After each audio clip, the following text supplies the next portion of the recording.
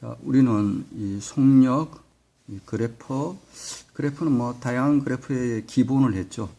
벡터와 스칼라의 의미를 간단하게 생각해 왔습니다. 그럼 이제 이 속력하고 속도의 의미를 조금 더 생각해 보도록 하겠습니다. 예. 속력하고, 그리고 단위도 조금 이야기해 봤죠. 기준을 나타낸다. 그러면서, MKS, 미터, 킬로그램, 세크들로서 이렇게 가장 표준적인 단위들은 미터, 킬로그램, 세크로 지금 나타내기로 국제적으로 약속되어 있다. 그런 이야기를 했습니다. 그래서 이제 속력하고 속도를 조금만 더 하고요. 이제 가속도를 해야 될 것 같습니다.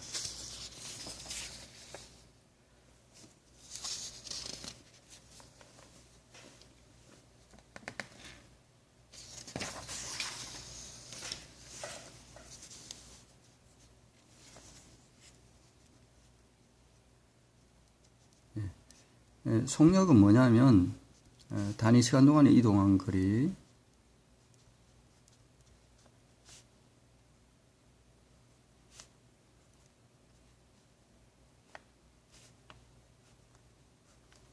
이거를 이제 수학적으로 그냥 표현하면 이동한 거리를 시간으로 나눠주면 단위 시간 동안에 이동한 거리가 된다. 속력, velocity 이렇게 스피드 이렇게 할 수 있는데 별로 V로 씁니다. 예. 속도는 뭐냐? 속도는 이 빠르기 초당 얼마나 가느냐 이 빠르기만이 아니라 어느 쪽으로 갔느냐 하는 것을 포함하는 개념입니다. 그래서 빠르기가 같더라도 방향이 바뀌면 속도가 변한다. 그렇게 이야기해요. 이거 굉장히 중요한 개념이에요. 단위 시간 동안에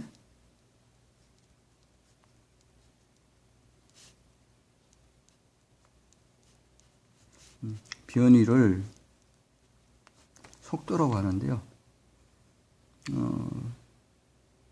그러니까 이제 위치가 어느 쪽으로 변했느냐, 위치 변화 이렇게 생각해 볼 수 있겠죠? 예. 5m, 예를 들어서 5m. 그리고 걸린 시간이 2초, 예를 들어서. 물론 이제 경로는 이렇게 가서 실제로는 7m 갔다. 이렇게 생각했을 때, 이제 속력은 얼마냐, 그러면, 2초라는 시간 동안에 7m를 갔으니까, 2분 후 7m/s. 의미가 뭐라 그랬죠? 초당 2분 후 7m 가면 평균적으로 그만큼 간 거예요. 시간이 이렇게 무한히 짧지 않으면 순간 속력이 아니죠. 평균 속도는 어떻게 되는 거예요? 단위 시간이 1초 동안에 2초 동안에 이렇게 해서 위치 변화가 5m 됐어요. 그러면 이 5m는 위치 변화를 그동안 걸린 시간, 단위 시간 동안 변하니까 2초로 나누면 초당은 평균적으로 얼마씩 위치가 변했느냐. 이 방향으로 2분 후 5m/s씩 변했다. 이렇게 볼 수가 있겠죠.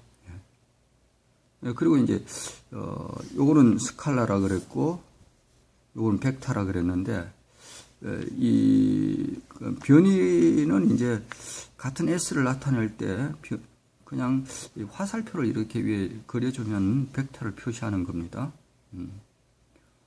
그러면 이제 변이는 속도는 뭐냐?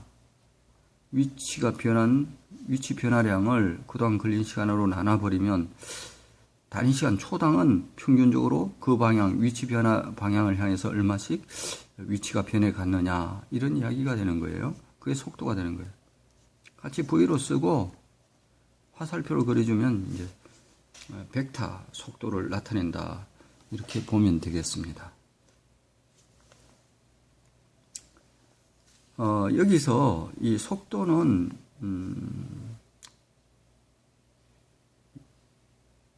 단위 시간 동안의 그 변이, 방향이 있다고 해서 빠르기가 같더라도 방향이 바뀌면 속도가 변한다고 그랬는데, 이 속도는 이제 앞으로 굉장히 중요한 가속도와 연결된 중요한 개념이 되는 겁니다. 무슨 이야기냐면, 이 가속도라는 것은 속도의 변화입니다. 속력의 변화라고 그러지 않습니다. 속도의 변화. 무슨 말이냐면,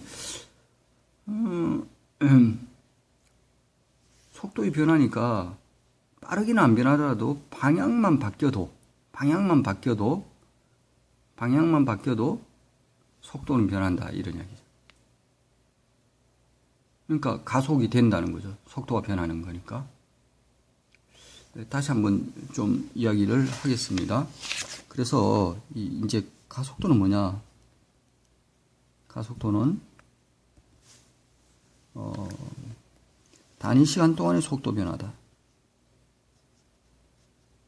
다시 1초 동안의 속도 변화, 이렇게 볼 수 있는 거예요. 식으로 나타내면 델타 V, 델타라는 것은 변화를 나타내는 거고요. 델타 T, 시간의 간격, 시간의 변화량, 그렇게 볼 수 있겠어요? 그러니까 속도의 그 변화량을 시간으로 나눠버리면 초당 속도의 변화량이 되겠죠? 이게 가속도가 되는 겁니다. 이게 가속도가 되는데, 그러면 이제 이게 중요한 게 뭐냐면, 단위 시간 동안의 이 속도 변화라는 것은 이 빠르기가 안 변해도 방향만 바뀌어도 가속된다, 이런 개념이 들어가는 겁니다. 방향만 바뀌어도 가속된다. 그래서 1m/s로 가다가 또 1m/s로 똑같은 빠르기지만은 방향이 이렇게 바뀌었어요. 그러면 속도는 이거는 이 방향이 바뀌었으니까 다른 겁니다. 자, 속도가 이렇게 다른 거죠.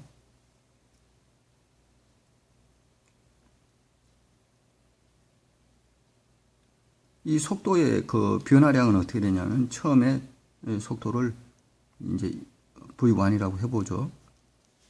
나중에 속도를 V2라고 해봐요. 그러면 속도 변화량은 어떻게 되냐? 변화량은 처음에 걸 빼주면 되겠죠. 이렇게 변했으면 벡터에서 빼준다는 의미는 어떤 의미가 되냐면 반대로 더해주는 거죠. 반대로 더해주는 거고요. 이렇게 반대로 더해주면 이게 이제 속도의 변화량이 되는 겁니다.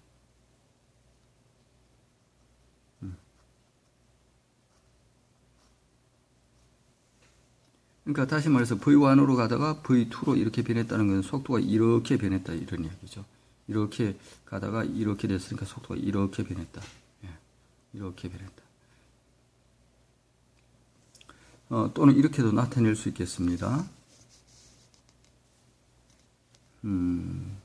자, 이렇게 가다가 이렇게 변했을 때 얘가 이제 이렇게 했을 때 요 벡터 처음에 걸 빼줘야 되니까 여기서 이렇게 빼줘도 돼요. 그래서 이렇게 V1을 이게 마이너스 V1이 되겠죠. V2 이렇게 된다면 마이너스 V1하고 V2를 더한 거, 요렇게 더하면 요렇게 더해지는 거. 요거 여러분들 좀 생각 좀 해야 될 것 같은데요. 요렇게 할 수도 있는 겁니다.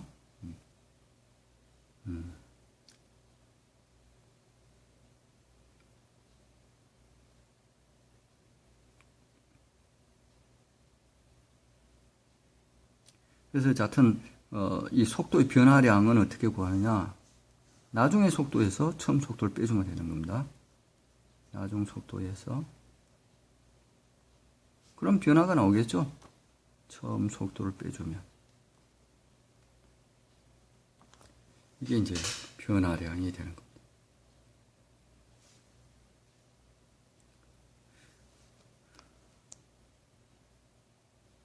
자, 그러면 이 속도가 중요한 게 속도가 변하면 가속된다고 그러고 가속될 때는 자연에서 반드시 힘이 존재합니다. 힘을 받아야 뉴턴이 가속된다고 그렇게 이야기했어요. 그래서 이제 물리에서 에너지가 중요하고 힘이 중요하다고 그랬는데 물리에서 힘과 연관된 양이 이게 가속도입니다. 그래서 가속도가 중요한 겁니다. 가속도 의미를 정확하게 이해해야 돼요. 빠르기가 안 변하면 가속도가 0이다 이런 소리 하면 안 됩니다.